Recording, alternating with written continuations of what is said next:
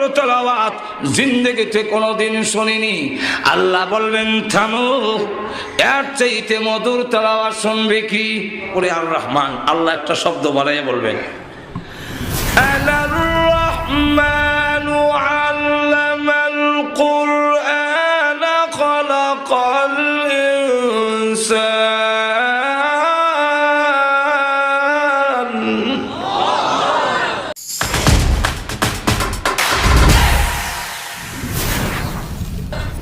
আল্লাহ বলবেন চলো এবার অনুষ্ঠান।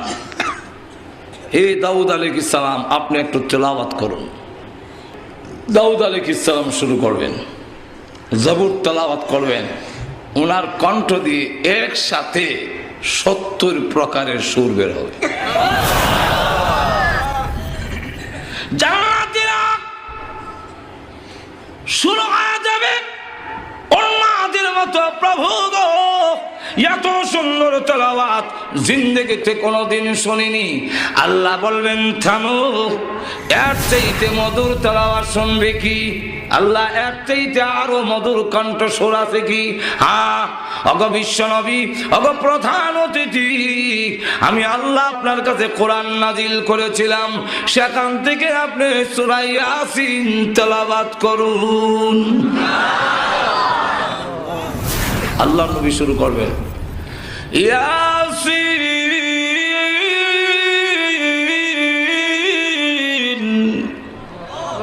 ওয়াল কুরআনিল হাকীম।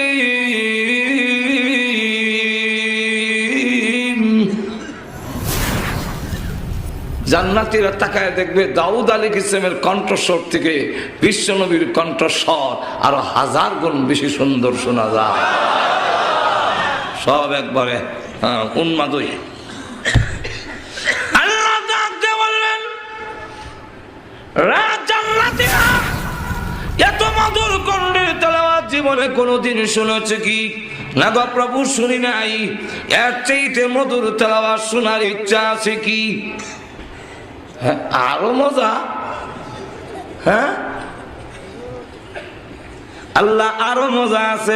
হ্যাঁ, জীবনভর আমার দেওয়া কণ্ঠস্বরের আওয়াজ শুনেছ।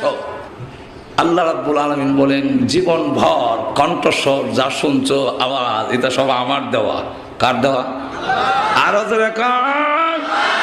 আমি আল্লাহর দেওয়া। এখন আমার কালাম শুনছো অন্যের কণ্ঠে, অন্যের জবান দিয়ে, আমার কাছ থেকে তো শোনোনি। একটু জোরে কর না। আল্লাহর তেলাওয়াত কিরকম হলো? আল্লাহ তখন সংক্ষেপ করিলে মেলে শেষ করুন দিত না। আল্লাহ তখন ডাক দিয়া বলবে,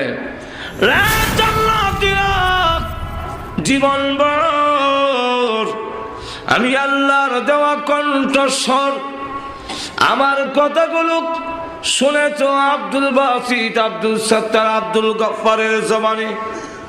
আমার কথাগুলো আমার জবান থেকে শুনোনি, আমার কণ্ঠে শুনো নাই। আজকে আমি আল্লাহ নিজে তেলাওয়াত করে শোনাবো। আমরা পড়ি আর রহমান, আল্লাহ ওই দিন সূরা রহমান শুরু করবেন, কিন্তু আমরা পড়ি আর রহমান। আল্লাহ একটা শব্দ বাড়াইয়া বলবেন, আনার রহমানু আল্লামাল কুরআন খালাকাল ইনসান।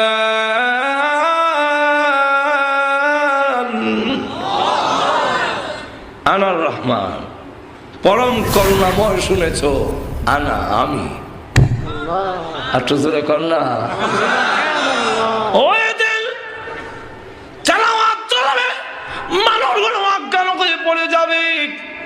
অজ্ঞান বলতে এমনি দেখা যায় লড়াচড়া নাই, কিন্তু খালি বলে প্রভু গো তেলাওয়াত করুন, আরো শোনান, আরো শোনান। আল্লাহ রাব্বুল আলামিন তেলাওয়াত করতে থাকবেন।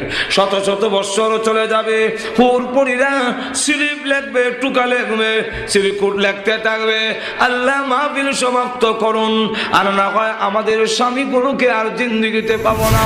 আল্লাহ রাব্বুল আলামিন মাহফিল সমাপ্ত করে বলবেন, ওঠো জান্নাতীরা, যাও আপন আপন বাড়িতে।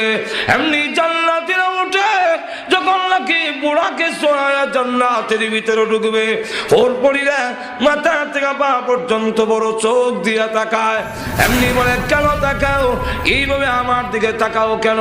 আমি না এই বাড়ির মালিক, আমাকে চিনতে গিয়ে অসুবিধা হচ্ছে নাকি? ওর পরিরা ডাকতে বলবে, চিনতে অসুবিধা হইতেছে। কেন অসুবিধা হয়?